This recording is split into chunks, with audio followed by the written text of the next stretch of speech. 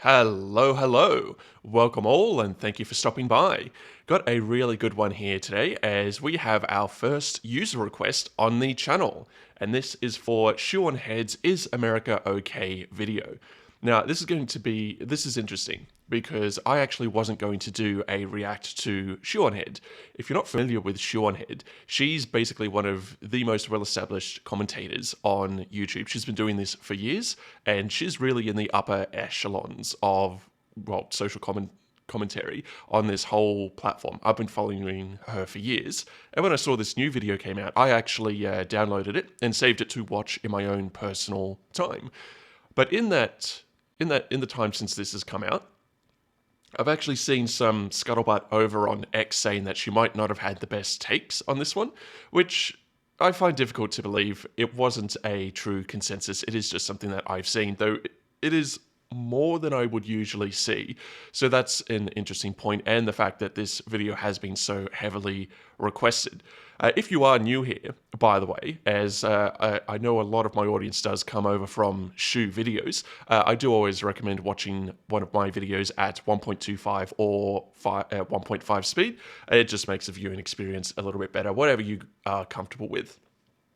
But without further ado, I really think we should get going. I'm really interested because Shoe is an interesting character because she definitely leans left of center. But a lot of her videos come out almost right of center, really, which is interesting. But she gives that impression just because she does criticize the left, but not from a point of, you just suck. She actually does do a lot of research, and she does make a lot of logical points that are very consistent in her beliefs. So the reason I wasn't going to react is I really wasn't sure what I could add to this, but given the scuttlebutt that's talking about her having a bad take on this one, and the fact that so many people have requested it, I'll go ahead and do that for you guys. Ask and ye shall receive.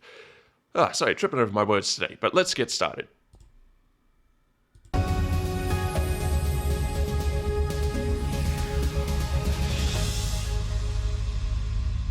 Hello friends, my name is ShoeOnHead, and welcome to my new series, The Hellworld Report. Some of you may remember my old series that was just called Hellworld. If you do, you can qualify for a veterans discount. Congratulations! And if you remember the Gamergate days, well, please come collect your retirement. But yeah. I was there, Gandalf. If you have not seen my old series, go check it out. I will put the link to the playlist down below. I think it's a really interesting time capsule into the years 2020 and 2021, like how crazy it was back then, and then in retrospect comparing it to how crazy it is now. But this is a shorter, more condensed version of that series. Think of it as a Temu, Jon Stewart, or Stephen Colbert before they morphed into the same flavor of shitlib. You see, Does anyone remember Sopa?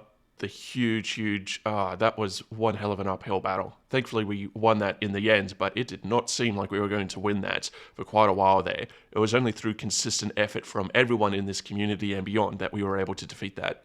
I'm better than those late night Jimmies because I don't get my news from mainstream sources like some kind of hack. No. I get them from far more reputable places like Instagram Reels and Femboy Groiper69 on Twitter. From furry Don't forget vtuberreactors. Ballrooms and the Epstein files, to OnlyFans green cards and kidnapping foreign leaders, from government-funded purple-haired girlfriends to a potential civil war, we have a very packed show for you today. It has been a crazy year, and it is only January. As I am filming this, we are currently having a huge winter storm. This morning, snow, ice, and frigid temperatures sweeping across the nation.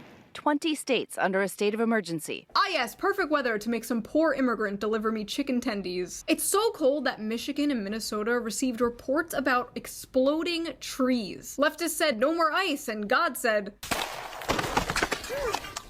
Anyway, in news that should have stayed in 2016, apparently there is a new term women have coined called man-keeping. Man-keeping is why women are done with dating. Well, this is news to me. I'm going to infer from the title it means just staying in a relationship. Researchers at Stanford have finally given a name to something many women have been dealing with for years. It's called man-keeping, and it's helping explain why so many women are stepping away from dating altogether. Man-keeping describes the emotional labor women end up doing in heterosexual relationships. It goes beyond remembering birthdays or coordinating social plans. It means being your partner's one-man support system, managing his stress, interpreting his moods, holding his hand through feelings he won't share with anyone else. All of it unpaid, unacknowledged, and often unreciprocated. Okay, I can see where they were going. I was in agreement until that last point, because I was going to say this is just usual behavior in a relationship.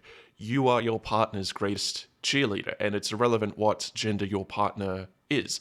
You are their support person. They rely on you as you rely on them. The two of you come together and you form one cohesive unit. That is the point. Like, yeah, okay, sometimes you can argue about individual duties and what one prefers to do over the other, but in the larger scheme of things, when you look at it, it should all even out. It should always be roughly 50-50, and there should be an equivalency there, and that means an equivalency in effort as well, even if the individual tasks do differ. So what this quote is saying about interpreting moods, holding hands through feelings, all of this type of stuff, yeah, it's going to be unpaid, highly unlikely to be unacknowledged, and definitely should not be unreciprocated. So I'm going to challenge that thought, but let's see what Shue has to say. I hate this therapy speak people talk with nowadays. Emotional labor? You mean being there for your partner? This is why so many people are just gonna start dating ChatGPT. People thought men were gonna be the ones dating AI. No. They're gonna be the ones with these sex robots. Women are the ones who want the daily affirmation machines. See, I love Shue. She always has such good takes. All right, let's continue. Yes, honey, I love when you talk about all the drama at work. Tell me more about that bitch Veronica. Man-spreading, man-splaining, man-interrupting, man-keeping, man-scaping.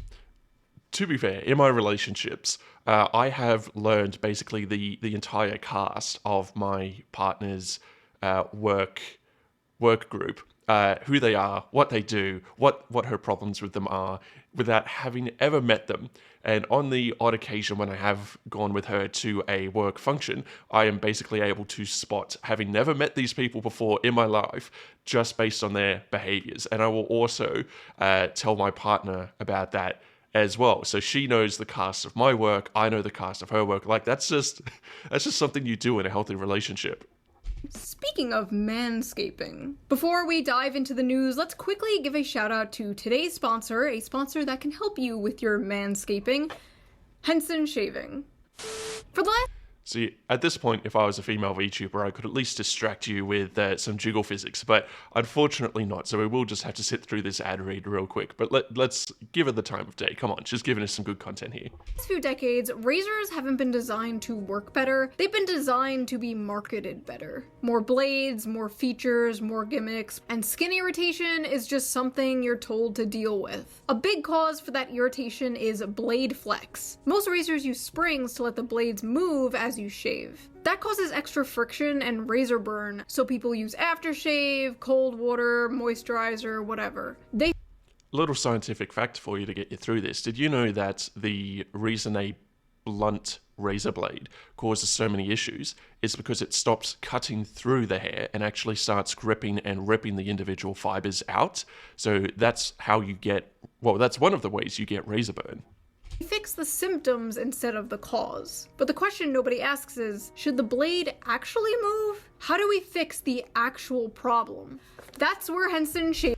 I'll also say, here's a little anecdote from my own personal life. When I hit puberty, because of years and years and years of media displaying shaving as this ultra painful process, I was terrified to actually shave using a razor. So in my infinite wisdom, in secret, I went out and I bought this female mustache removal kit, essentially, is what it was.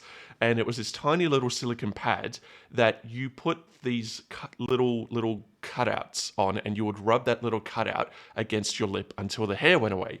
And it was supposed to be, air quotes, painless.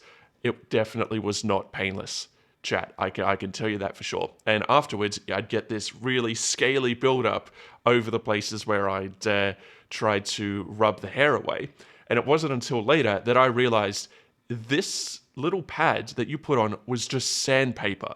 It was 2000 grit sandpaper. Media had gotten me so scared of cutting my hair off with a razor that instead I was sanding my face. And I do mean that quite literally, no hint of hyperbole there.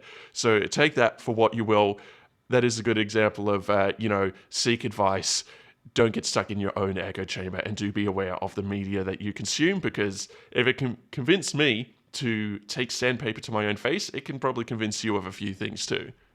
Comes in by fully supporting a two-sided blade all across its length at a 30-degree angle. They hold the blade in place to prevent any bouncing, skipping, just giving you an irritation-free shave. No springs, no movement, no reason to compensate with pressure. What separates Henson is the precision behind their design, with their Henson AL-13 safety razor being manufactured in the same aerospace machine shop that built parts for the International Space Station. This level of precision allows the blade to extend just 1/1000th of an inch beyond the shave plane, less than the thickness of a human hair. Since I switched to Henson like almost 2 years ago now, I've noticed my shaves have been way silkier and smoother. No tugging, no cuts, just a close shave that feels great on my skin. And here is the best part. Once you invest in a Henson razor, it is a lifetime purchase. The only thing you'll need to replace is the blades, which cost 10 cents each. So once you own the razor, you'll only be spending like $3 to $5 per year on blades, compared to the ongoing cost of buying those little plastic cartridges. Also, the Henson store offers a bunch of different colors, so you can pick out the razor that best suits your vibe.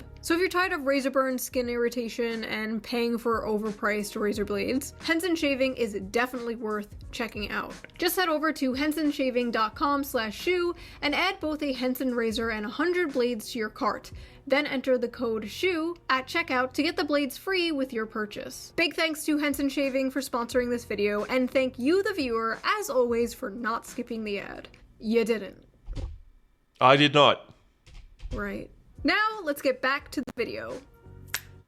Alright, let's start with some good news. The median age of home buyers is now 59. But that's not all. America's seniors will now see a new $6,000 bonus exemption as part of the Working Families Tax Cut. That's $93 billion in tax cuts for seniors all over the country. And by Working Families Tax Cut, they mean you, the working family, giving another billion-dollar wealth transfer to the most oppressed class. Boomers! Why are we giving these geriatric f***s another tax break? Maybe they should pull themselves up by their bootstraps. Maybe they should stop buying so much avocado toast. Okay, this is anecdotal, but I do have an example of how entitled boomers can be. So our local council they went far into debt, and basically everything blew up. And so they were doing a special levy. If you're not familiar with what a special levy is, it's basically, oh, we screwed up, so we're going to charge you a few $100s to get us out of debt and basically to fix the place so that we can continue providing services. Now, obviously, this little bit controversial. So one of the things they do is they hold a public forum. And because we use technology now, the public forum has evolved from just like a city council meeting. You can do it online, and there's a lot of comments. But you forget how out of touch you are with normies, or how small of a population we are as internet dwellers when you compare yourself to the normie population. And one of the comments that stuck with me, because the point of the discussion was, would you prefer a single high levy, or would you prefer to pay over a certain amount of time? And if you do want to pay that over a certain amount of time, would you prefer to have like half the fee up front and then 3 payments of like a third of the remaining fee? And that was generally the discussion that was going on. And there was a boomer in there that left a comment to the effect of, because this is a public forum, these are all public comments, how about a rate reduction? The last rate reduction we had was 30 years ago. And to me, that just blew my mind. Like, what do you mean a rate reduction? Things do not go down. What do you mean you had a rate reduction in the past? And they were like, I'm a pensioner. It's like, okay, that I'm sorry for that, but costs only go up. The fact that you haven't had a rate rise in the past 10 years or whatever it was since the last rate rise is an accomplishment in and of itself, and you're expecting to pay less over time? Like, chat, tell me if I am incorrect. Like, leave a comment there, but that is the opposite of the way the world works. So that is how out of touch boomers can be with the reality of the world. The fact that they think that prices are actually going to go down over time. Just something that's stuck with me. God forbid we help young families raise the next generation of Americans. No, that would be communism. Young people are poor as f nowadays. What are they supposed to do? Piper Raquel, 18, claims she made $2.9 million in a single day after launching OnlyFans. No more rights. No more women's rights. I am ready for the Islamic Revolution. Mayor Memdani, please press the Islamification button. I know the go-to joke is always, haha, women, am I right? But I think the real question here is, should men be allowed to have credit cards? This woman didn't magically create millions of dollars with her mind out of thin air. No. Millions of men made this woman a millionaire overnight. Where's the accountability for that? I'm out here policing the whores. We need some men to be out there policing the simps. We have a simp epidemic. Simps are out of control. Not all of them though. Mine are cool. They can stay. Also, isn't this like the third OnlyFans 18th birthday announcement and the woman turns into a millionaire overnight? Something I find interesting, because I did have to do my own reconnaissance on OnlyFans at some point. And look, make all the jokes that you want, but the fact that it's becoming such a large cultural phenomenon means I needed to be aware of it, and we should all really be aware of it to some extent. But you go on the site, and it's actually a horrible user experience. Like, it makes no sense. The layout is absolute trash, and accessing any content, like, obviously you have to pay for it. That's not the issue here. It's just, it is so badly designed from a user experience perspective that I genuinely question how OnlyFans, of all adult sites, has become this dominant force. So if you're some aspiring entrepreneur, you could probably just copy OnlyFans model here and just put a proper user interface on it, one that is actually easy to navigate, easy to find the content that you're looking for, easy to find any particular creator and has a proper like featured feed or anything like that. You know, all of the modern conventions, and you'll probably have a runaway success. So there you go. There's Lord Intellectual's business idea of the day for you. So I'm a little sus about that. But don't worry, thanks to AI, we are entering a new age of goonerism.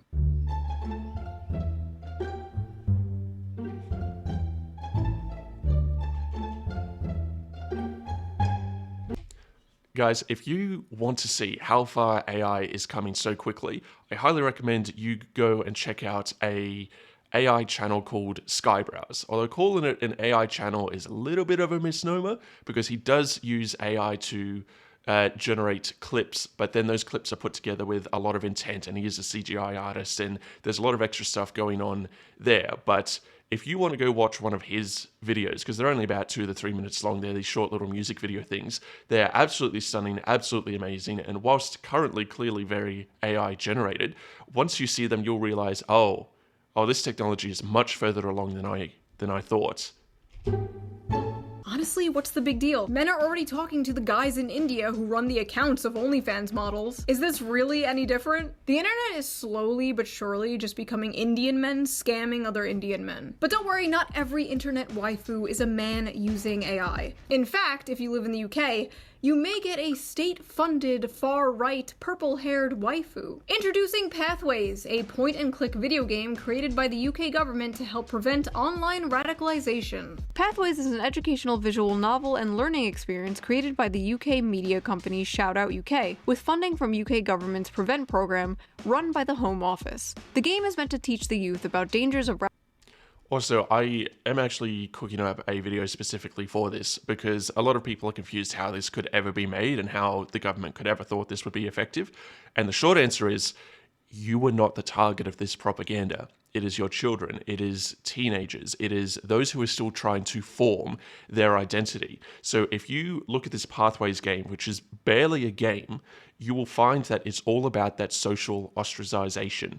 And that is a highly effective tactic for teenagers specifically. This has been scientifically proven. Teenagers are highly sensitive to social changes, their social status, and social acceptance. Sorry, saying social too many times in a row here, but they are highly sensitive to that. So if you use that as a lens to look at this Pathways game, suddenly it makes a lot more sense. Because yes, there's some fear-mongering in there around, being arrested and that type of thing, but it's more about the social ostracization. So keep that in mind. You are not the target of this. You are already developed. You know what's happening, and you're able to spot this from a mile away. But remember, teenagers, especially young teenagers, we're talking around the 12, 14 mark, they don't have that fully developed sense of self yet. So they want to belong, they want to fit in. Even introverted teenagers still desire that social acceptance to some extent, and that's why they made this. It's not about you. As far as they're concerned, you're already a lost cause. You already have your opinions, but they can infiltrate the next generation and they can influence the way they think. They were the target of this, not you, your kids. And that's why you should be angry at this type of propaganda, because it is insidious and it is targeting the weak. Well, I don't want to use the term weakest, but because teenagers are definitely not weak. If you've ever interacted with one, they definitely have strong opinions of their own, but they are far more vulnerable to that manipulation simply because they don't have that depth of experience that the rest of us do. And that's no fault on their own. If you are a teenager watching this is not a criticism of you. This is me simply stating that you're not going to see it because you've never encountered it before, or at least you haven't encountered it as much as we have. You don't have that pattern recognition yet because you haven't encountered the patterns themselves. That is what's happening here.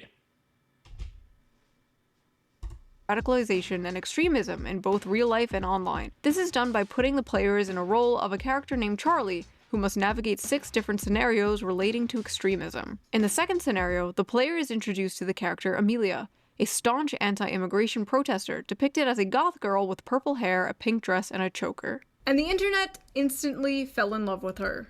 The other thing here that I think they really are showing their heart on their sleeve with this game is this Amelia character. They always say she's for English rights, and that's always portrayed as a negative thing. This English game about navigating, English social acceptance it is not socially acceptable to uphold English rights and English values. Like, yes, they do talk about like immigration, and if you've watched the playthrough, there's some stuff towards that, but they keep using the term English rights as if that's negative. It's, you are English, you are in England, how can you be against English rights? So they're really showing their subversiveness there, I believe.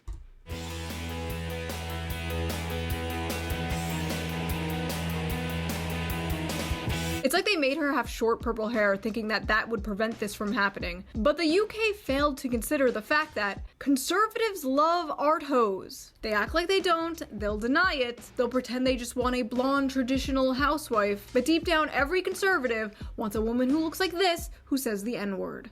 Government-funded video games. Incredible. At least our government doesn't do weird shit like that. No, our government is very normal.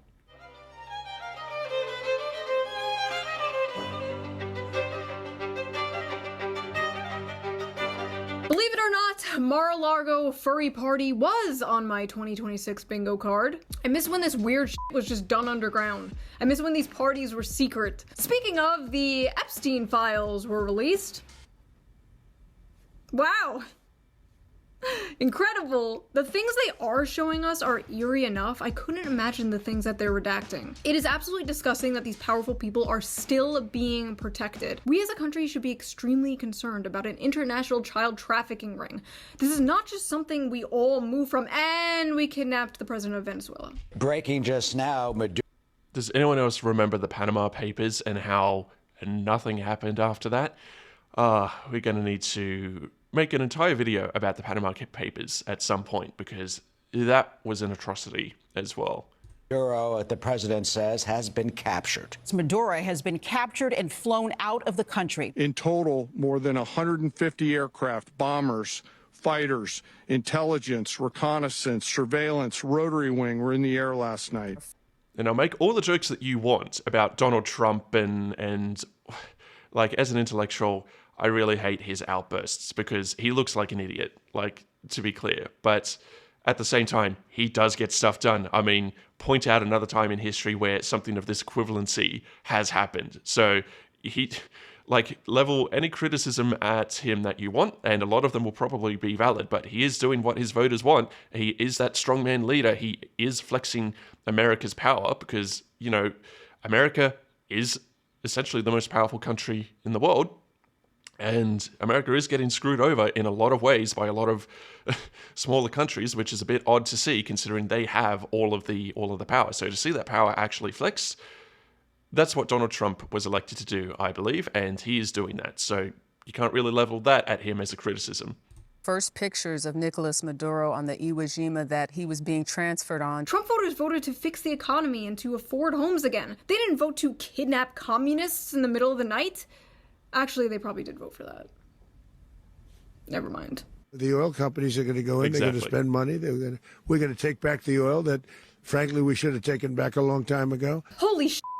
This is the most transparent administration in history. They weren't lying. I don't know if it's the Stockholm Syndrome or what, but it's almost refreshing to hear a leader say, yeah, this is about oil. Like, thank you. Thank you, sir. Thank you for just saying it's about oil. Thank you for not pretending it's about saving democracy and just doing imperialism the old-fashioned way. We have such terrible Middle Eastern war fatigue that it was shocking to not hear about how Venezuela is just jealous of our freedoms or some shit. Like, no, it's just for ExxonMobil.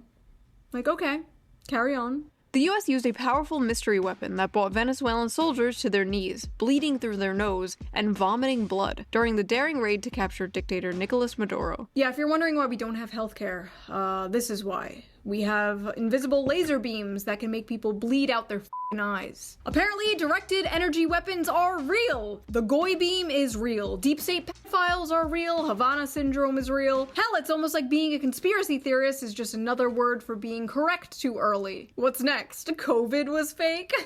There have been significant developments in the last 5 to 7 years on social, environment, and technology fronts that could help realize My Carbon initiatives for shaping the future towards smart and sustainable cities. COVID-19 was the test of social responsibility. A huge number of unimaginable restrictions for public health were adopted by billions of citizens across the world. There were numerous examples globally of maintaining social distancing, wearing masks, mass vaccinations, and acceptance of contact tracing applications for public health, which demonstrated the core of individual social responsibility. Did anyone else see the studies where all of the normies and all of us as individual citizens, we did all of that, and there was only a relatively being the operative word here, minor drop in carbon emissions because, oh, guess what? Normies aren't really the issue when it comes to carbon emissions. Like, yes, everyone does have some level of personal responsibility, but when you're there trying to drink through this disintegrating straw while Jeff Bezos is on his 15th private jet flight for the month, you know, you start to see where the real issues lie. Oh, sorry, I just owe many people many apologies. Anyway, Venezuela has no president. Who is going to run Venezuela? So we are going to run the country. A few moments later. Hola, amigos. Yo soy su nuevo presidente, el señor Donaldo J. Trumpo. Can we maybe just fix our country first? Can we fix our broken infrastructure, our education system? Can we do a little nation building in this nation? Can a bitch get a little regime change in our own country, please? And you know, with modern American nation building comes refugees. So who is gonna take in these Venezuelan refugees? Are we? See, just jumping in here quickly, because usually by this point in the video, I've spotted something that is incorrect or something that needs to be caught up on or something that is unintellectual and needs to be highlighted. But again, this is why I love ShoeOnHead, because there's really not much here for me to say. She's making really good points. There is a flow of logic through it, and there is a lot of humor as well. Like, okay, she's flirting and she's playing a little with the idea that, you know, COVID-19 wasn't real or you know, the whole conspiracy theories surrounding that, but that wasn't particularly serious. It's all done in humor. So it's like, okay, I'm here reacting to it. That's what you guys wanted, but I don't know what I can add here because she's already making excellent points. There's nothing here that I see that needs to be corrected so far. Only the hot ones, apparently. United States increasingly issuing work visas to OnlyFans models based on level of audience reach, according to the Financial Times. Imagine being an immigrant from like some poor country, working your ass off to get a work visa in the United States, when all you had to do was bend over and show hole. Big booty Latinas to the front, tortas to the back. Anyway, na boo boo, my president can kidnap your president. We're invincible. We can regime change anyone we want. Who's next? Canada, Greenland, Cuba? Cuba's literacy rates are higher than ours. Maybe they should come liberate our dumbasses. Kids are swiping on books. But f it, the Don Road Doctrine, baby. Let's go. America is back. Dick Cheney is looking up at us smiling. You just wait for Cuba. Cuba is a communist dictatorship. Their days are numbered. Trump, listen to me. Wait, Trump doesn't watch this shit. Vance, listen to me. Get people like Lindsey Graham far away from anyone in power right now. This little Venezuela stunt was cute, but we are not touching any other country. We're not touching the Middle East, especially. No more Middle East. We all have Middle East fatigue. We are done. This whole thing really put into perspective just how weird it was that we were there like for 20 years. You mean we could have just been in and out in a few hours? I guess those poppy fields couldn't maintain themselves though. Anyway.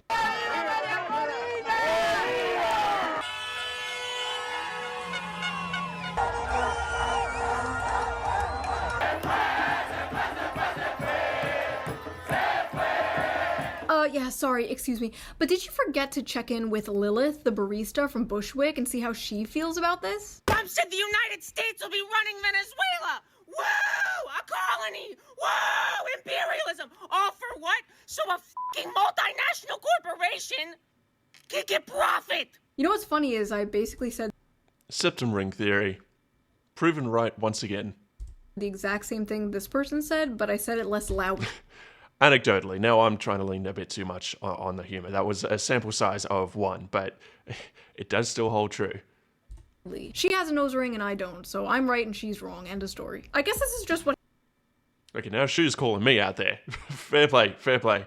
happens when you dismantle the soft power of things like USAID. We're no longer doing secret regime change operations behind the scenes. Now we're just straight up kidnapping other world leaders in the dead of night and just saying it's about oil, which honestly kind of makes me believe it's not about oil. They're never that blatant, right? I mean, what could it be? Like, Israel isn't behind this one, right? The implications here are really great for the Venezuelan people. Oh, God damn it. You know, people say I have Israel derangement syndrome, but I'm sorry, I can't help it when they get on TV and say shit like this. No, it's difficult to hear, but it's time to limit the First Amendment in order to protect it, and quickly before it's too late. What do you mean? I mean that we need to control the platforms, all the social platforms. We need to stack rank the authenticity of every person that expresses themselves online and take control over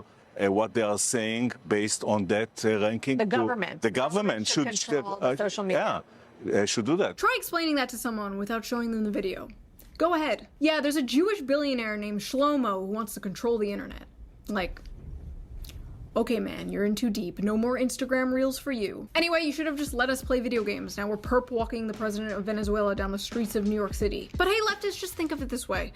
By bombing and kidnapping, instead of just doing the usual covert psyops, we saved maybe, what, $1 billion? $1 billion that could go to other, more important things, like defense contractor stock buybacks and empty Somalian daycares, apparently. This is MAGA YouTuber Nick Shirley. Back at a daycare in Minnesota, he alleged was a fraudulent facility in a now viral video. Shirley tries to open locked doors and talk to people at various daycares he claims are frauds. The point is that blacked out doors, they can't give you any information. You call that number, no one answers. It's not like Nick Shirley was the first person to expose this either, but now it exploded. And the fallout has been bizarre, to say the least. The funniest part had to be when the infamous Luring Center claimed to have been broken into the night this all went viral. Unfortunately, we saw that there was important documentation, enrollment of the children, and also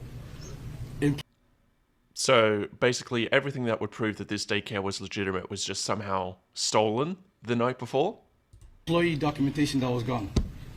There were also checkbooks that were ripped from our check papers that were ripped from our book. This is devastating news. Oh no, somebody broke into the daycare and stole all the paperwork we needed to prove we are a legit operation. Please ignore my See, why do you guys need me here? Why did you want me to react to this? ShoeOnHead is already on it.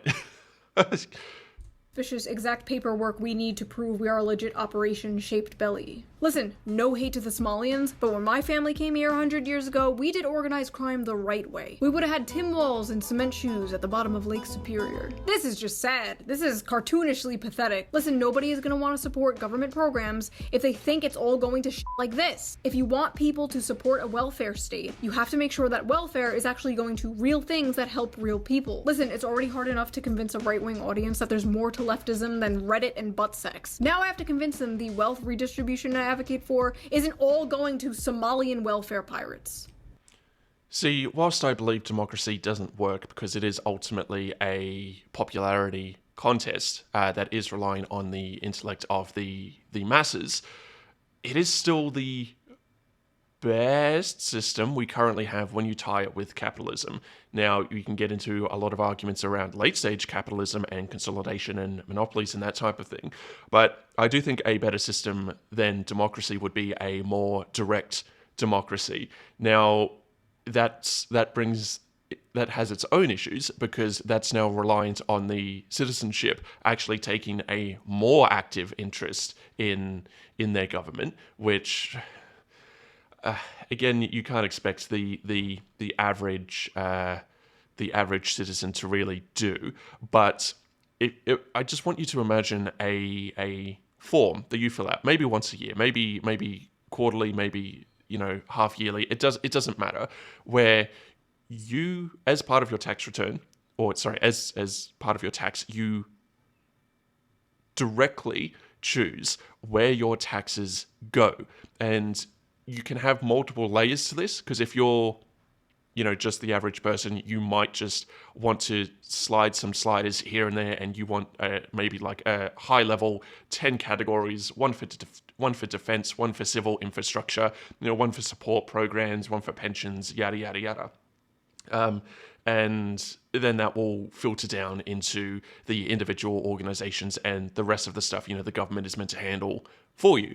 But you should also have the option to go down to an individual level, like at the individual organization as well. And obviously most people aren't going to do that, but that's not really what it's about. It's for those people who do want to do that, so that you are increasing that participation in democracy. And yes, it is still a popularity contest because the average mind can be swayed by propaganda quite easily, but whilst it's still not perfect, it's a lot better than what we have, where we have instances like this. And look, you'll still have instances where someone will just set up a air quotes charity organization and they'll name it something like, I don't know, what's something that people cannot disagree with?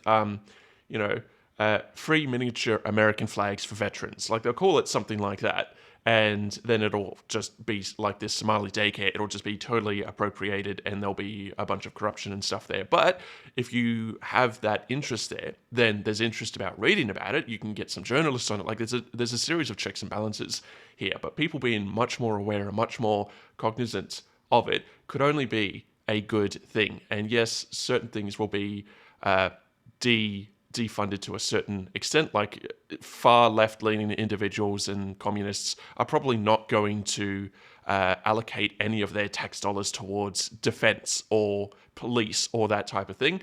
But again, the normies aren't far left and they aren't far right. So over the course of that, you're still going to get funding for these critical services. And that does also put a little bit of extra power in the common man's hand to decide what is important to him, what he sees funded. And if he's the one that's going to be paying the taxes, well, he should be the one, or they should be the one that gets to decide where they go. Thanks. That money should be spent on more important things like New Gaza. That's right, the World Economic Forum and Jared Kushner are proud to present New Gaza. Yes, the demolition project is finally complete, folks. Time to build a Sweet Green and a f***ing Deloitte branch on top of the bodies of thousands of dead children. Hell is not hot enough, ladies and gentlemen. Hell is not hot enough. Anyway, because of all this fraud stuff, Tim Walz is stepping down, which is sad to see because he has to be one of my favorite characters in modern America lore. The first white male DEI hire, the last white dude for Kamala Harris, a dying breed. But hey, maybe this marks an official end to the Kamala Harris era, and we can move on and focus on rebuilding the Democratic Party to something more. Harris stepping toward another White House run. No. We are not doing this. No. I swear to God, the Democratic Party is like an old friend addicted to heroin or something. You want to help them, you do everything you can to help them, but they don't listen. They keep doing Look, look at the other side of this. I mean, Trump is a strongman leader. People voted for him because he projects that strength. He's a big dude. Yeah, okay, he can be incoherent a lot of the time, and I do take issue with that. But people are uncertain. They are scared. The world is screwing them over every which way. The middle class is being crunched into oblivion, and they voted for Trump because he promised to fix that. They want a... Okay, the normies want a daddy. Let's be honest, that's probably the best way I can put that. They want a daddy to take care of them, and Trump filled that need. I haven't seen the person they're going to put up in Trump's place. I don't believe Vance fills that role. No one else I've seen really fills that daddy type role. So yes, the Democrats might be putting up Harris, and yes, that's a bad idea. I agree with you there, but in these types of politics, it's not about who's the best. It's about who's the least worst. And because it is a popularity contest, a lot of it does come down to that sort of marketing level influence that you're able to pursue. And Harris has an established base, and she has name recognition. So until the Republican Party can put up another strong leader who gives those daddy vibes to make the normies feel better, she actually does have a fairly good chance at running. That's my take, but put in the comments what your take is, because again, we don't want to be stuck in our own echo chambers, and you should not let anyone else tell you how to feel. Form your own opinions. Don't listen to me. Don't listen to Shue. Think about it yourself, and you tell me, because I do want to engage with you and see what you think. And American politics is always a hot button topic, so let's discuss in the comments. Stupid things and hurting themselves. But you just can't give up on them. You can't. You want to see them get better. You know deep down they could be how they used to be. But it's hopeless. And all your other friends keep saying to you, just forget them. Just forget them. It's not worth it. Come hang out with us instead. But those friends are on crack. Those friends are on crack cocaine. But this Minneapolis fraud thing is looking pretty bad for Tim Walz and the Democrats. People aren't just gonna forget about this, and an ICE officer just shot a woman in the face in Minneapolis. You can hear the agents tell the woman to get out of the car and approach the SUV. The woman then drives forward. That's when the shots are fired, the car crashing. As I was writing this video, an innocent woman was picking her kids up from school when an ICE officer jumped in front of her car and randomly shot her in the face. Or an angry protester was blocking the road and tried to run over an ICE officer with her car, so he shot in self-defense. Depends on how you look at it. Depends on how you voted, apparently. The way I... Thank you, Shue. I've gone over this in a few videos already. I did leave the Minneapolis issue alone for a while because there was so much information flying around and it was a lot of knee-jerk reactions. But things have since settled down, and for my full take, you can go watch one of my other videos, but it does ultimately come down to this person was presenting as a threat. A officer's job is to remove threats to the public. So if you're presenting as a threat, you need to be removed. Now, ideally, that will happen where you'll just be restrained or you'll be taken down in a non-lethal way. The officers do need to accept some, emphasis on some level of risk there. That is what they're for. I will concede that point.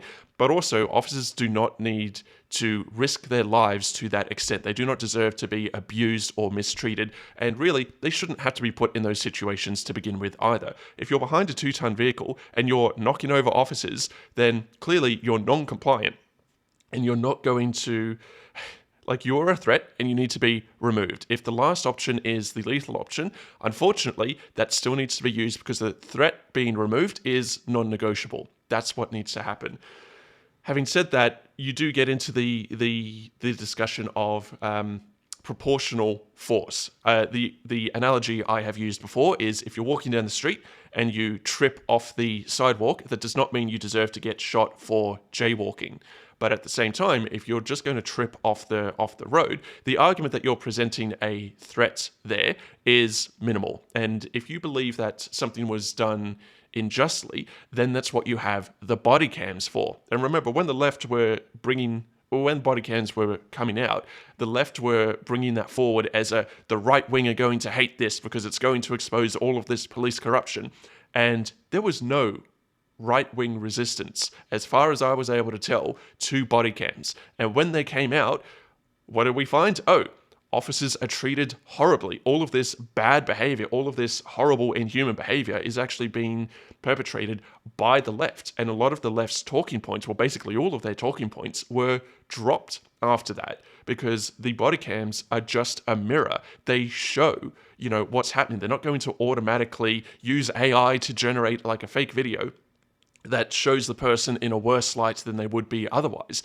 It's just a reflection of what happened. And if these people look in that reflection into that mirror and they don't like what they see, well, that says something about themselves. And now we have lefts calling for the removal of body cams, which is totally illogical and the absolute wrong direction. One of the most powerful things you can do as a person, as a citizen, if you truly believe something is going wrong, is take out your phone and record it. I have said this before. Even if the event is already being recorded, you might catch something on your phone that the others don't. Whether that's a camera angle, whether that's a snippet of audio, you can catch something that the others don't. You can never have too much surveillance in these types of scenarios. If you truly believe that ICE are doing the wrong thing, go out and capture that, record that, document it. That documentation is absolutely critical. Don't intervene.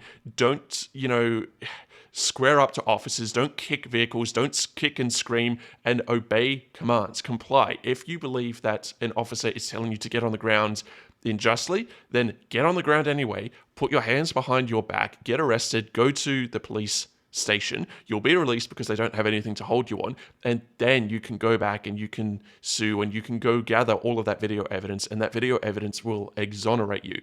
That is what it's there for. So don't believe these sort of narratives where, oh, an innocent person was just randomly standing there doing absolutely nothing and the police shot them, because that's not the case. And look, if the police ever do shoot someone, there should absolutely be an investigation. No one's arguing that either. Like, this particular incident had a lot of eyes on it, very, very emotionally charged, but we've seen the videos ourselves. And look, again, you don't have to take my opinion for it. You don't have to take Shue's opinion for it. You can go watch the video yourself. Please do that. Form your own opinion. The officer was struck by the car. And the one I'm sure she'll talk about soon is that nurse in Minneapolis. Well, he was fighting the officers. What do you expect? He was resisting. He was not complying.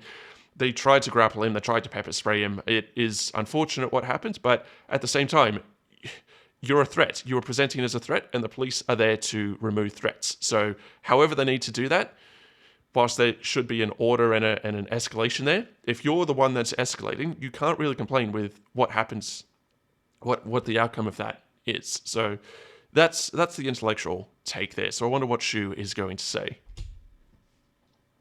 I see it, this woman was not trying to hit him. She was not trying to run him over. I think she was trying to drive away. And in an alternate universe, he dodges the car and she drives away. And it's easy to be like, oh, in hindsight, he should have done this, he should have done that. That's like so much of the discourse right now I'm seeing is just in hindsight this, in hindsight that. And it's easy for us to say in hindsight, after the fact. It's easy to say he could have, he should have, but Shue's also putting in intent on the person who was shot here. At that point, the intent doesn't really matter. Like, it does to a certain degree, but whether or not she intended to present as a threat is irrelevant. She was presenting as a threat. The argument I've made before is if you're in an SUV and you are speeding towards a line of riot police, whether or not you intend to brake at the last moment and whether or not you intend to actually hit those officers, the fact of the matter is you are presenting as a threat. You need to be taken at face value and treated as if you are a threat. because you are. So if the only option is a lethal one, unfortunately the threat needs to be removed one way or another, and if the only option is a lethal one, then that lethal one needs to be taken. That's not the ideal scenario, but then again, you shouldn't have been speeding towards a line of, riot police to begin with. And what Shue is saying here, if this lady was just trying to, air quotes, get away, well, unfortunately she did still strike the officer and was still presenting as a threat, so the outcome is still the same. All he saw was a car revving up and going towards him. This has been one of the most insane political Rorschach tests I've ever seen in my life. It really all comes down to how you view ICE and police officers in general. Many, not all, leftists view ICE as completely illegitimate. Same with the police, they want to abolish both. So you're not going to get a real unbiased conversation with those people. Because why the f should a protester respect ICE in the first place? And many, not all, conservatives tend to be complete and utter f***ing bootlickers. Completely unable to criticize anything the police do. ICE can do no wrong. Don't tread on me becomes tread harder, daddy, real fast. This is extremely aggravating discourse, and you should be questioning anyone who takes a really firm, hard stance either way and can't fathom how the other side is seeing what they are seeing. See, I've made this point before, and let me give you a tool here, because some of the true believers on the left, because a lot of it is performative, let's be clear about that. It's about how good can I be seen as if I support whatever the current cause is. Just insert leftist cause here. That is what it's about. It's about how good I am. Look at me standing up to the man for these poor, insert victimized group here. But the true believers, and this is where the intellectual view comes into it, to try and understand your opponent here. Imagine that they don't view immigrants as a threat. Most of the time, they don't even view them as human. They view them as these puppies or these kittens, this vulnerable creature that is injured and needs to be protected. How can you possibly not offer your help to this poor injured puppy who has come limping up to you? That is the sort of stance that they take. And let's be honest, if you take that and you apply that to yourself, I've said this before, but I like to think, if I saw someone on the street kicking a random dog for no apparent reason, the dog's not being aggressive or whatever you need to do to make this analogy clear in your mind, I like to think that I would intervene. And let's say this person keeps kicking that dog. They're crushing the dog's ribs. The dog is crying out and whining, and it's very clear to you in the moment that if you don't intervene, this dog is going to be killed. Now, this is a bit of a extreme analogy here, but it's about getting that emotional reaction out of you so that you can understand where some of these people are coming from, because they don't think logically. It is pure emotion. And whilst that is entirely incorrect, it gives you a lens to understand them, because some of their behavior does seem truly insane sometimes. And it is, let's be clear. But if you understand what's happening and all of the influences behind that, then it allows you to predict that behavior. And once you can predict that behavior, you can work around it. And as I said, if you are a decent human being, you would probably step up to that person as well. You would probably intervene. And that becomes a question, what does that allow you to do? What does that justify in your mind? Are you just going to walk up and yell at this person? Are you going to say, don't do that? Are you going to shove them? Are you going to strike them? What if it's not one individual? What if it's an organization of individuals and they're kicking, in your mind, 100 different dogs a day? That is the kind of twisted, emotionally driven logic we have to deal with when it comes to understanding the left. The immigrants in their minds aren't threats, even though they are. They aren't human, even though they are. They are just these vulnerable, sad puppies that need to be protected. And if you're not going to do that, you are a horrible human being. That is why you get these vitriolic reactions out of them. So I do hope that gives you a lens to understand at least some of their behavior. Obviously, this is not going to apply to everyone on the left. Some people are just there for the performance because they want to look good. Some people are just there because they're anarchists and they hate authority in any form. But some people are going to have that emotional attachment there, and that emotion is what's going to drive them. So I hope that helps you understand. First episode of my old Hellworld series was actually all about police brutality. It was all about police brutality towards innocent protesters. I was a little more ACAB-y back then. I was a little more libbed the f*** out back then. But hey, to be fair to me back then, that is what happens when you live in the sheltered suburbs of Long Island in your parents' basement versus having a kid and living in the city for 4 years. The police are a taxpayer-funded HR department for structural violence. They exist solely to protect the rights of private property. Yeah, we need more police. Police are good. Police are great. Give the police more guns. More guns. Give them more guns. Tanks. Tanks, even. My overall opinion is still basically the same. I'm very critical of the police. I am very pro First Amendment. Protesting is a fundamental American right, and we can't just go around labeling protesters domestic terrorists. That is an insane, slippery slope. And if you support that, I promise you it will come back to bite you in the ass. So good luck in 2028 when President Newsom knocks you up. Whoa, knocks you up. Whoa, what's going on here? Good luck in 20. Okay, look, to her point here, I mean, we did touch on this before. Any shooting does need to be investigated. The current system of putting the officer on leave is a good one because, yeah, if they're going to shoot someone, they need to be investigated. And of course, that's going to take time. And you don't want that person out on the street in the meantime. There is also a high level of trust people need to have in the police. So you need to have those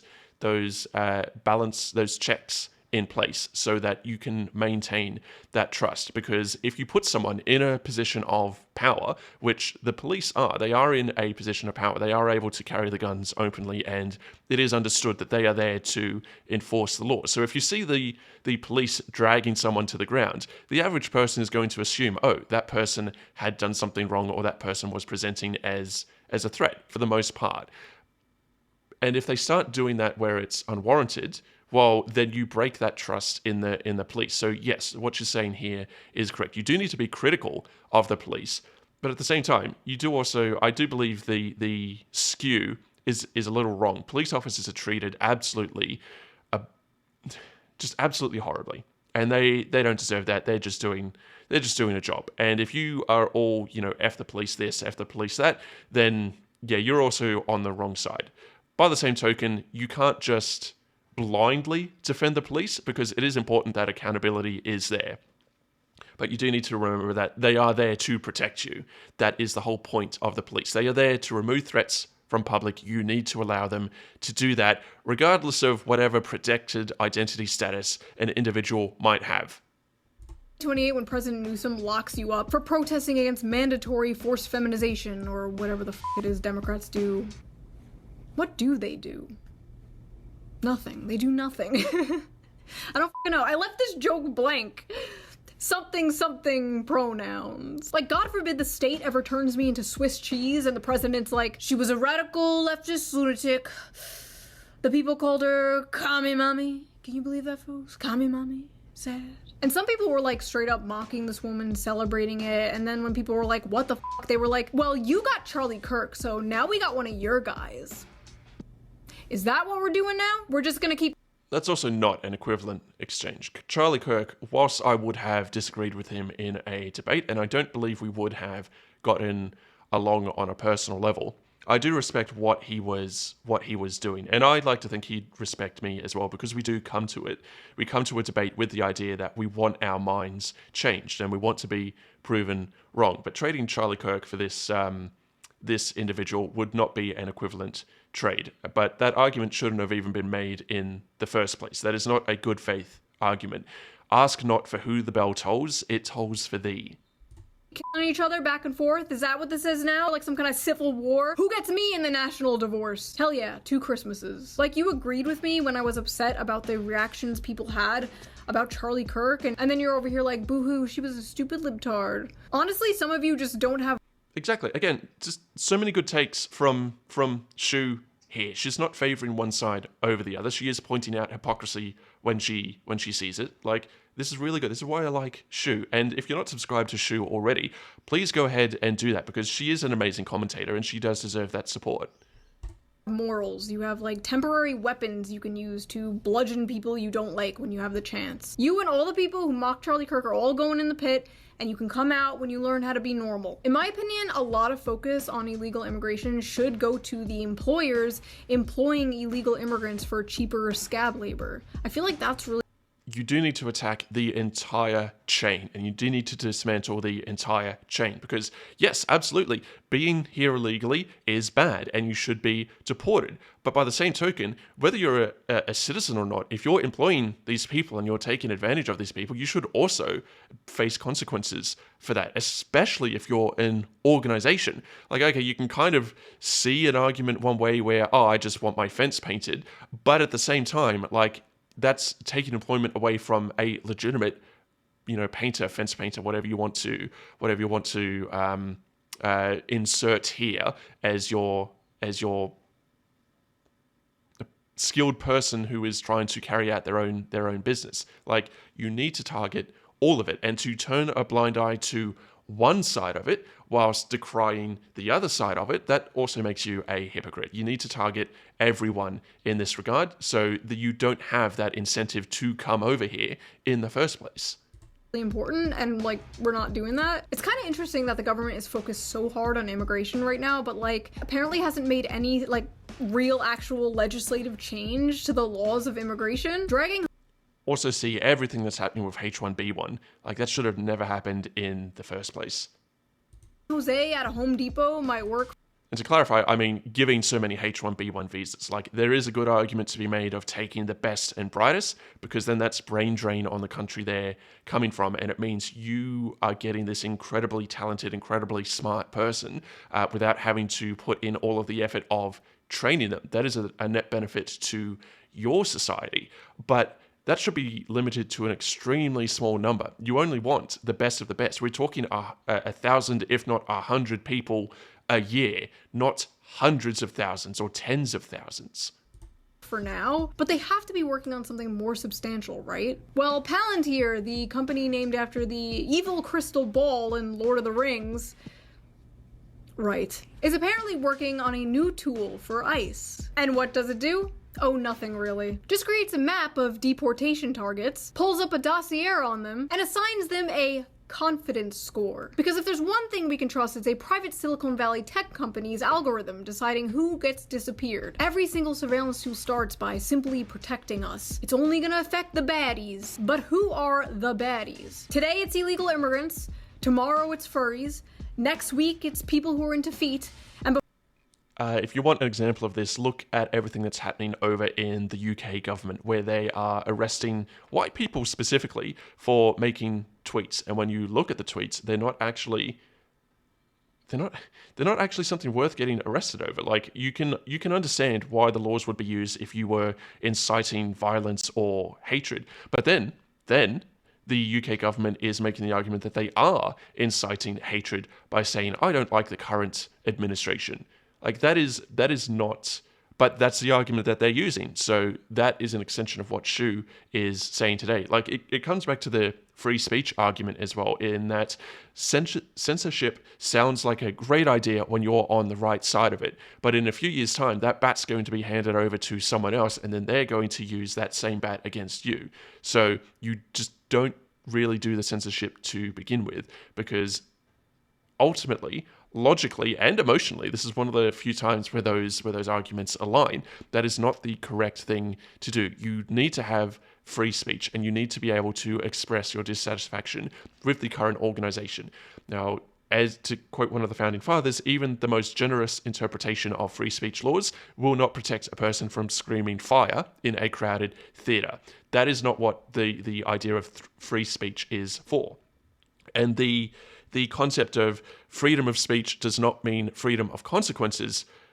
That also, it doesn't mean consequences from other people. It means consequences from the government. You can say, I do not like the government, without being arrested. And we're seeing that that is not what's happening in England at the moment. Though it is curious, they're only arresting white people. And hey, again, do not take my word for that. If you disagree with that statement, I encourage you, please look this up on your own, and please form your own opinions. This is not a, do your own research type thing. No, vaccines do not cause autism. I will die on that hill. Vaccines do not cause autism. You can clip me saying that. This is not what that is. I just want you to exercise your own critical thought and your own introspection. I know you are capable of it. You are an intelligent, self-determining human being, and you do not need any kind of pundit or commentator on the internet telling you what to feel or how to think. Form your own opinions using the source material. You don't need to take my word for it. If you go and you look at that, this is why I can make those statements. It is showing that white people are being disproportionately targeted by these laws. Before you know it, it's fans of VTubers. You know, on second thought, I don't buy into the propaganda that simply enforcing border security, something every developed country has, is akin to Nazi Germany. Sorry, I don't. Build a wall? Hitler. Deport illegal immigrants? Hitler. Just kick out the criminal ones at least? Hitler. Like, there's no other option besides... Again, because they don't see them as criminals, or they don't see them as threats or illegals. They see them as these sick, injured little puppies who need to be cared for. What do you mean you're going to tear this sick little puppy out of my arms and throw it over the fence? Like, you're a horrible human being. Hitler. Open borders, that is acceptable to some people, and I don't get that. What I do get, however, is that people don't want to live under a Palantir police state, where people can't even film ICE agents without getting put on some kind of f***ing list. I feel like there has to be some kind of normal, sane option besides total free-for-all, globo-homo versus Peter Thiel, nightmare tech bro dystopia. Like, how is it not possible to just, like, be normal. But hey, it's cool the DHS created a portal where you can see all the people they have been deporting. One guy was deported back to Yugoslavia. Yugoslavia doesn't exist anymore. We sent that motherfucker back in time. Listen, what happened to Renee Good was a tragedy. It was terrible, but hopefully nothing like this ever happens again. And another person was shot by ICE in Minneapolis. According to a preliminary Department of Homeland Security report, 2 Border Patrol agents discharged their weapons, seen here in graphic cell phone video captured by eyewitnesses.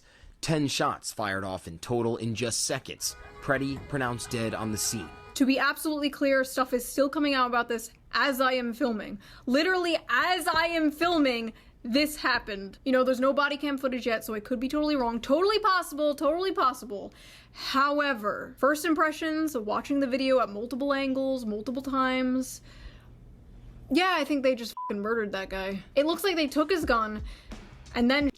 this must be the bad take that everyone is talking about. Well, we can't really blame Shue here because, as you're saying, this was breaking news as it happened. Now we have extra camera angles. We can see that he was actually fighting the ICE agents, and he was interfering, and he was presenting as a threat. So we know that now, but Shue didn't. Again, you should be able to change your opinions based on new information. So the fact that she has formed this opinion based on limited information isn't a discredit to her. So if this is the, air quote, bad take that everyone has been complaining about, well, I can see the logic there because she just doesn't have the information that we do, and you can't blame someone for that. Shot him. Like 10 officers come over to him, wrestle him to the ground, the agent disarms him, take his gun, they yell gun, gun, gun, and then they shoot him several times in the back. More information. And see, this is what we like to see. Someone is stipulating why they have come to a conclusion. That is good. That is what we like to do here. And because of that, we can go, okay, this conclusion that she has drawn was based on these assumptions. These assumptions have now been proven false.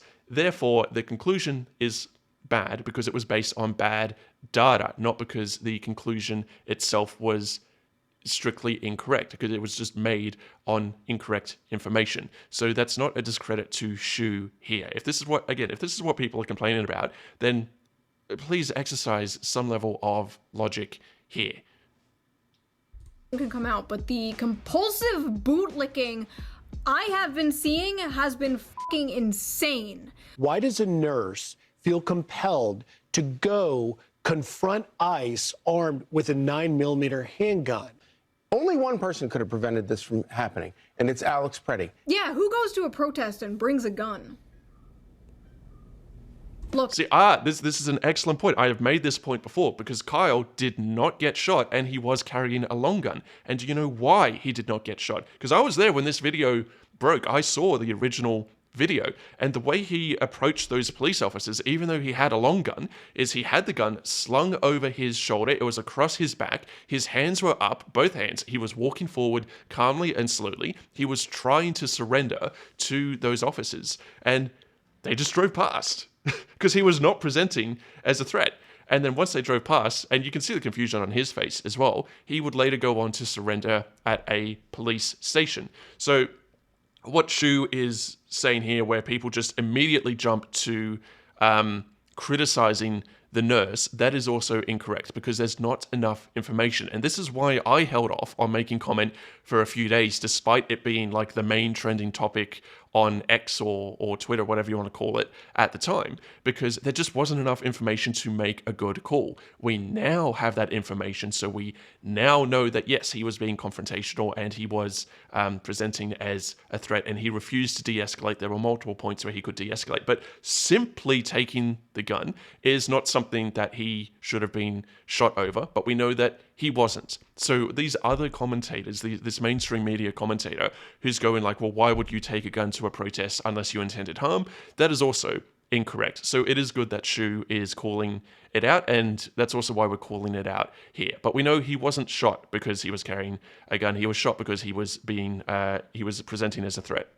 If the government can take a firearm from you and then kill you because you had a firearm, then nobody actually has a right to own a firearm. If that is how it works, then there's actually no such thing as the Second Amendment. The Second Amendment does not exist. I feel like some people genuinely just forget that police are just people. ICE officers are just people. They're literally just people who work for the government like anyone else. They're DMV employees with guns. They can be stupid. See, this is a good take. She's making it on incorrect information, and even so, she's still making a good observation here. And like that's the point of intellectualism. It gives you a model to understand and predict the world. So even though the underlying information is incorrect, she's still making a good take. There's almost a sort of error correction built in because of the way she is approaching this, and that's what we like to see. We do like to see that logic and that thought being exercised. They can be bad. They can make mistakes. Like, I don't know what it is about some people. Like, once someone has a badge, it's like, that person is just a perfect angel and cannot be criticized at all. You're telling me all I have to do to get you fucking people to listen to me is to dress like this? Alright, fair enough. Stop gooning.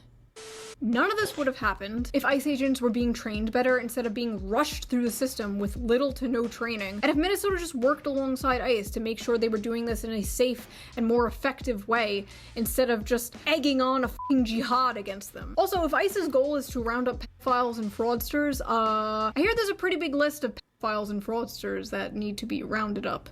Unfortunately, we'll never fucking get to see it. I'm trying to make this video somewhat funny and entertaining, but I'm not gonna. The Epstein files have supposedly been released since she released this video, so that's an interesting prediction. This is really bleak. Is America okay? Can we please go one single day without living through a major historical event, please? And a bunch of new Epstein files just dropped. Great. Oh, there we go. We're going to war with Iran soon, aren't we? Where was I? This just says Mr. Beast tendies. What? Oh yeah. Oh my gosh. This is simulating a chicken's body and the cells are just multiplying. I honestly can't tell the difference. What the heck? I will not live in a pod. I will not eat the Antichrist lab-grown chicken tendies. Oh, I completely forgot about this. Sorry, I am not on my Vyvanse today, folks. Better lab chicken than the crickets, I would say. I forgot to take my normal pills. It wasn't long before the race hustlers took advantage of the terrible Renee Good situation in Minneapolis. Say Her Name is a movement started by Black women, for Black women specifically, and it's not appropriate to use. This take is just so full of hypocrisy. She's probably going to make a really good point, or going to present it really well, better than I can right here in this reaction video. So let's let this play. But if you weren't aware of it, yeah, oh my god, this is one of those things that makes you lose faith in humanity. in regards to Renee Good. She deserves a hashtag and everything. It should not be Say Her Name. Say Her Name is reserved for Black women. This is not for any other race. Simple as that. Say Her Name is specifically reserved for Black women. Say Her Name is for Black women. It feels kind of wrong being here in some way. I don't know why. Why do you think, yeah. I don't know. I don't know why. That's called white guilt, honey. That's the white guilt you're feeling. It's amazing. You can literally be killed by the state for the cause. And these fucking people will still disgrace you for the curse of being born Caucasian. This is... Yeah, if you weren't aware of it, that is essentially the 1 or 2 sentence breakdown right there. very woke 1.0. I thought it was dark woke time. Nobody forgetting when they're good. She has achieved the highest honor a white person can achieve. Race traitor. She has achieved the highest honor a white person can achieve. Race traitor. And this type of psychotic rhetoric seems to be working, because like 70% of the videos I see of people like trying to disrupt ICE has been white women. White women literally throwing themselves at armed officers like lemmings off a fucking cliff. And if you're wondering why that's the case, it's because that is the socially acceptable thing to do at the moment. That is what will get you that social credit. And it alludes back to what I was saying before. It is about how good you can be seen supporting the current darling cause. It's not about the cause itself. It's about you being seen supporting it. For street tacos. What the hell is going on with white women? Who will save the white race? Ah yes, Hitler's strongest soldiers. A Mexican, a Dominican, a black guy, and a looksmaxer. That looksmaxer is none other than Clavicular. Clavicular is a Gen Z influencer and live streamer who got his start within the niche red pill communities and has recently blown up to mainstream popularity, especially in right-wing circles. His main claim to fame is looksmaxing. Looksmaxing, for those of you who are employed, is... Looksmaxing is a term for aggressively maximizing one's physical attractiveness through routines like skincare, facial exercises, mewing, fitness, and sometimes extreme cosmetic procedures. Originating in online incel forums, but popularized on TikTok, focusing on enhancing features like jawline and bone structure. I personally think it's interesting to see men adopting the insane beauty rituals that women have been doing for decades. But now that a man is doing it, it's seen as psychopathic or gay. A woman will literally spend thousands of dollars. Wait, well, hang on. Didn't we use the old term for looksmaxing was metrosexual? Like, this has been around for a while. On hair, makeup, skincare, peptides, plastic surgery, fillers, Botox, red light therapy, moon water. And we just call her Stacey. But a man does it and we call him Patrick Bateman. A woman reshapes her entire face with makeup? Normal. A man reshapes his jawline with makeup? Gay. A woman wears a push-up bra to make her tits look bigger? Empowering. A man shoves socks in his shoes to make himself taller? A liar. A woman gets lip filler? Typical. A man smashes his face with a hammer to make his jaw swell up? Okay, yeah, that one's a little insane. One of the looksmaxing tips some young men are apparently doing is called bone smashing, where they take a hard object, usually a hammer, and smash the bones in their face to make their face temporarily swell up and allegedly give them that Chad jawline. Honestly, don't knock it till you try it. Here we go. Perfect. So that concludes this episode of the Hell World Report. If you liked it, please subscribe and consider donating to my Patreon, link down below. It helps the channel and I appreciate it so much. If you don't want to do that, you can also put a little tip down in the tip jar somewhere over here somewhere. I feel like a barista. Yeah, it's just gonna ask you something on the screen down there. If you have some stories you want me to cover in the next Hell World Report, be sure to send them to me on Twitter at ShoeOnHead. I will give you a little shout out if I wind up using the story in the next episode. Okay, and I will see you guys with a new fun slop video. I keep promising a slop video and then terrible things keep happening. I'm sorry. Next video is a slop video. I promise. Okay, bye. Amazing. See, this is why we love ShoeOnHead, guys. Like, all of her points there, pretty good, pretty good. There was a strong logic throughout. She explored both sides. That's another reason I love ShoeOnHead. She doesn't just favor one side over the other. She has criticism for both. Like, her whole narrative around, yeah, police need to do a job, but they should also, be accountable to that. That is an excellent take. And this discourse I'm seeing on X where she has an air quote bad take, I'm assuming that has to do with what she said around the shootings, but she made that with limited information, so we can't really hold that against her. And again, the whole point is that of listing out your logic is so that you can show here is what led me to this conclusion. The conclusion was based on these factors. Now those factors have been disproven, we have more information, we can draw a better conclusion. But you can't hold that against her for making that conclusion at the time with the information she had available. And really, that's the only air quote bad take that I saw in there. So I don't know what else people could be referring to. ShoeOnHead, amazing as always. Please give her a subscribe. Please give her a like because, yeah, we really like to encourage the type of commentator who does that. She is excellent. I love watching her content. And there's just, I'm here because you requested it, but I don't know if I'll be reacting to her content in future because she makes all of my points for me. There's little that I can add. I can add some additional context, and maybe, 10 years time, she'll go off the rails at some point, and I'll catch her up on that. But by the same token, the same thing could happen to me. So who knows?